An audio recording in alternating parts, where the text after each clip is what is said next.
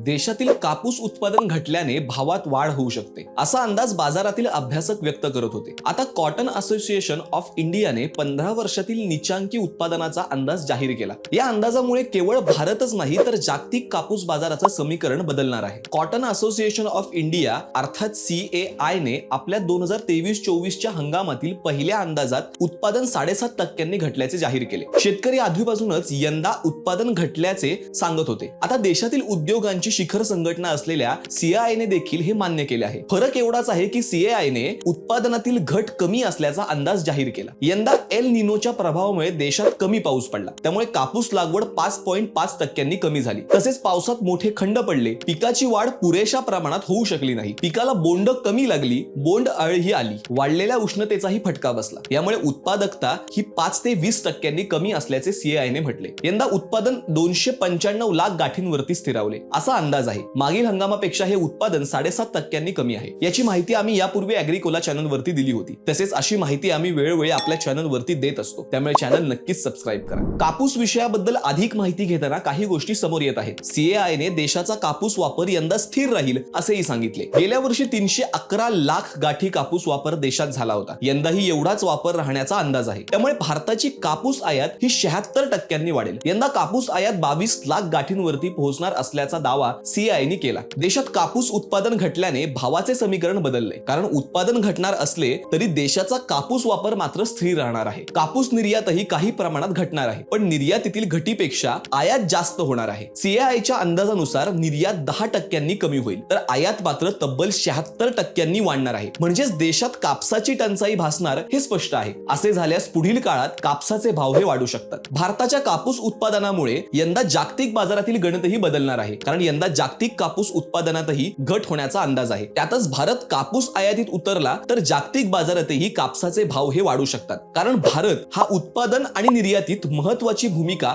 पार पाडत असतो. पण भारत जर जास्त आयात करत असेल तर साहजिकच जागतिक पातळीवरती टंचाई वाढण्यास मदत होईल. अमेरिकेच्या कृषी विभागाच्या अंदाजानुसार जागतिक कापूस उत्पादन यंदा 4% घटणार आहे. याचं प्रमुख कारण म्हणजे यंदा जगातील महत्वाच्या 3ही देशांमध्ये उत्पादन हे घटलेलं आहे. चीन हा जगातील सर्वात मोठा कापूस उत्पादक आणि वापरकर्ता देश आहे, परंतु यंदाच्या हंगामात चीनमधील उत्पादन हे 12% कमी होणार आहे. म्हणजेच चीनच्या कापूस ताळेबंदातील तूट ही वाढणार आहे. त्यामुळे चीनला कापूस आयात वाढवावी लागेल. चीनला कापूस पुरवतो अमेरिका, पण अमेरिकेतील कापूस उत्पादनही 12% कमी झाले आहे. अशा स्थितीत 2 शक्यता निर्माण झाल्यात. एकतर चीन ही अमेरिकेकडूनच जास्त कापूस आयात करणार किंवा इतरही देशांकडून कापूस घेईल. दुसरं म्हणजे अमेरिकेकडून कापूस आयात करणाऱ्या देशांना कापसासाठी इतर देशांकडे मोर्चा हा वळवावा लागेल. त्याचा फायदा भारताला होऊ शकतो. म्हणजेच आंतरराष्ट्रीय बाजारात यंदा कापसाचा पुरवठा हा टाईट राहण्याचा अंदाज आहे. चीन बरोबर भारताची यात महत्वाची भूमिका राहील. भारताने कापूस आयात वाढवल्यास दर वाढ होईल. भारत हा कापूस उत्पादन आणि वापरात प्रमुख देश आहे, पण भारताने आयात वाढवल्यास निर्यातदार देश हा भाव वाढवतील. यंदाही तसेच होण्याची शक्यता आहे. म्हणजेच भारताला स्वस्त कापूस मिळण्याची शक्यता नाही. यामुळे देशातील कापसाचे भाव मात्र वाढू शकतात, असा जाणकारांचा अंदाज आहे. भाववाढीचे सर्व अपडेट तुम्हाला फोनवरती हवेत का? आणि असतील तर डिस्क्रिप्शन मध्ये अॅग्रिकोला व्हॉट्सअपची लिंक देत आहोत. लगेच कनेक्ट व्हा. सगळी माहिती तुम्हाला तिथे व्हॉट्सअप वरती मिळेल.